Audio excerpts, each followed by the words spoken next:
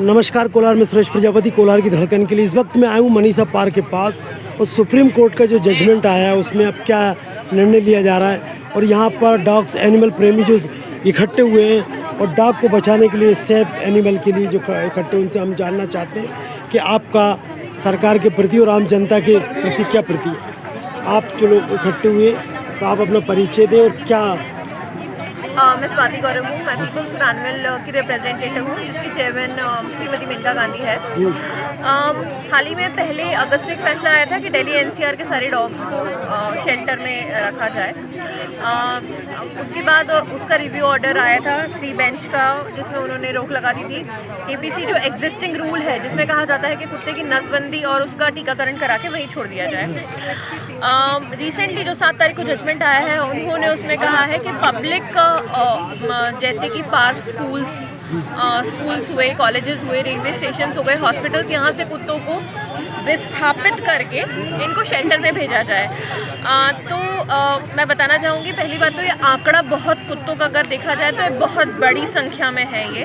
और दूसरी बात ये कि अगर इनको वहाँ से हटाना है तो उसको पहले आपको नियम में संशोधन करना पड़ेगा। नियम ऑलरेडी जो एबीसी रूल्स है वो बना हुआ है, तो उसमें संशोधन करने के लिए कोर्ट को पहले उसमें संशोधन करना पड़ेगा। दूसरी बात, अगर कुत्ते हटाए भी जाते हैं, अगर मैं सिर्फ भोपाल शहर की बात करूँ तो 2 से 3 लाख कुत्ते भोपाल में हैं।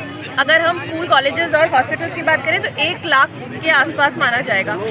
1 लाख कुत्ते, क्या कोई शेल्टर पूरे मध्य प्रदेश में ऐसा कोई भी जगह है जहाँ पे इस प्रकार की केयर या फिर उनके साथ रिहैब किया जा सकता है? क्या सरकार ये सोच रही है कि इसके बजट क्या होगा? और क्या मैं फिर से बताना चाहूँगी कि जो डॉग्स होते हैं वो टेरिटोरियल नेचर के होते हैं। एक गली का कुत्ता दूसरी गली के साथ नहीं रह सकता। तो 1 लाख कुत्तों को रखने के लिए क्या सरकार के पास कोई रिहैब प्लान है?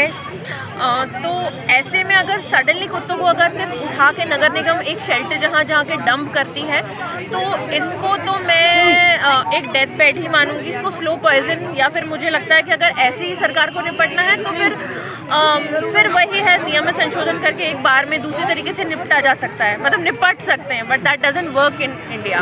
तो आई थिंक कि पहले सरकार को सारे तरीके से सुप्रीम कोर्ट को और रिव्यू करना चाहिए, सारे एस्पेक्ट सोचने चाहिए।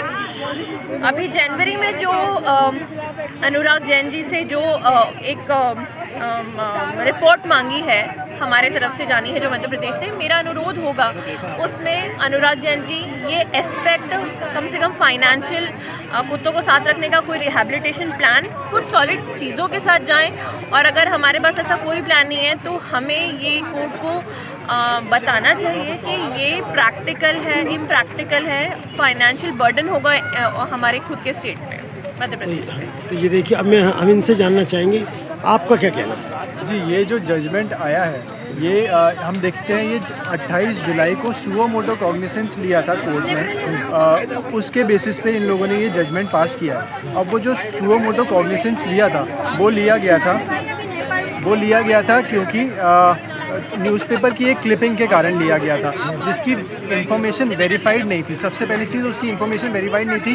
पार्लियामेंट्री डेटा ये बोलता है 2023 से 2025 के बीच में दिल्ली में 0 रेबीज़ के कारण डेथ हुई है। तो एक तो उनका आंकड़ा जो उन्होंने लिया वो आंकड़ा गलत था। दूसरी चीज़, अभी इन्फॉर्मेशन ये आ रही है कि जो डॉग बाइट्स हुई हैं तो 5 रेबीज़ डॉग बाइट्स के 5 टीके लगते हैं। तो ये 5 टीके को इन लोगों ने 5 डॉग बाइट्स काउंट किया है, जबकि ये 1 डॉग बाइट में काउंट किया जाता है।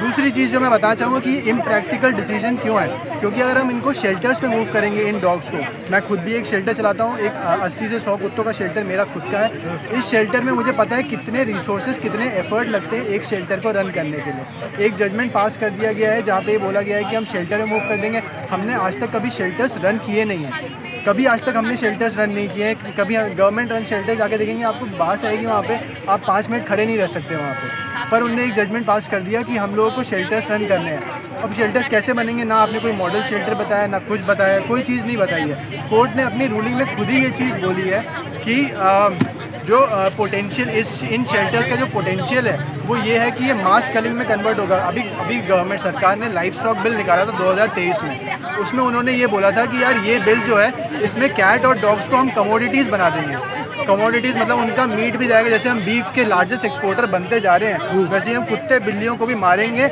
और उनको भेजेंगे, एक्सपोर्ट करेंगे, उनका मीट भी हम सप्लाई करेंगे। तो कहाँ क्या है ये, क्या कर रहे हैं हम लोग? एक वेजिटेरियन देश, हम लोग इतना प्राउड होते हैं इस देश में कि हम वेजिटेरियनिज्म है, हम वेजिटेरियन है और हम प्रमोट कर रहे हैं मीट ट्रेड अपना। इसी के ऊपर IIT मद्रास ने एक स्टडी भी करी थी कि 30% डॉग्स जो होते हैं वो साल में 1 साल के अंदर ही शेल्टर्स में उनकी मौत हो जाती है। तो ये आंकड़े उनको जजेस को देखने पड़ेंगे। उसके बाद इन्हें सीधा ABC रूल्स 2023 का उल्लंघन किया है।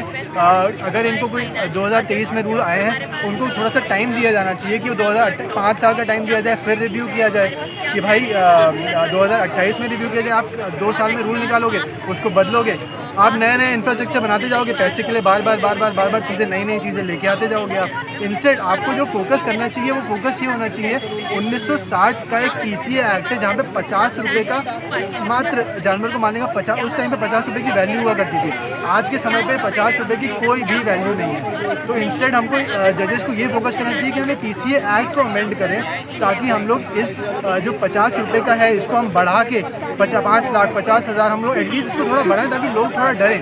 चौथी चीज़ जो है मैं ये कवर करना चाहूँगा कि ये जजमेंट आप देखिए कैसा चला है। 28 जुलाई को उन्होंने बोला कि ये करते हैं, 11 अगस्त को बोला ये कुछ और करते हैं, 22 अगस्त को बोला कुछ और करते हैं, फिर उसके बाद 7 नवंबर को बोल रहे हैं कुछ और करते हैं। क्या रोटी बना रहे हैं क्या आप लोग कि पलटाते जा रहे हैं अपने लिए? क्या कोई साइंस नहीं है इस डिसीजन में, कुछ भी नहीं है इसके अंदर। हम लोग बस एक जो हमारे इंस्टीट्यूशंस हैं उनको हम एक लाइन में लेके आ रहे हैं। डर का माहौल बन रहा है, ये डर के माहौल के अंदर हम लोग चीज़ें लोगों से करवाना चाह रहे हैं। मेरी भी एक स्टोरी है, मेरी एक पर्सनल स्टोरी है जिसमें मेरा एक डॉग था कालू, मेरे स्ट्रीट में रहता था। मैं बहुत डरता था उस कुत्ते से। मैं निकलता था, मैं घर पे जाके बताता था कि मेरे को बहुत डर लगता है मेरे को इससे। पर इवेंचुअली क्या किया मेरे माँ बाप ने, क्या किया, एक कुत्ता मेरे को घर पे ले आया। तो हमको हमारे बच्चों को ये सिखाना है कि आप अपने डर से भागो नहीं, आप अपने डर को फेस करो, आप तभी तो आप आगे बढ़ पाओगे। कब तक आप अपने डर से आगे भागते रहोगे। 5वीं और फाइनल चीज़ जो मैं बोलना चाहता हूँ, ये एक चालू हुई थी दिल्ली में, सिर्फ दिल्ली का केस था, ये नेशन वाइड बना दिया। अब आप देखिए नेशन वाइड में इतनी प्रोटेस्ट हो रही है, आपको हमारी बात सुननी पड़ेगी। आप जब तक हमारी बात नहीं सुनेंगे हम सड़कों पे आते रहेंगे, हम सड़कों पे बोलते रहेंगे।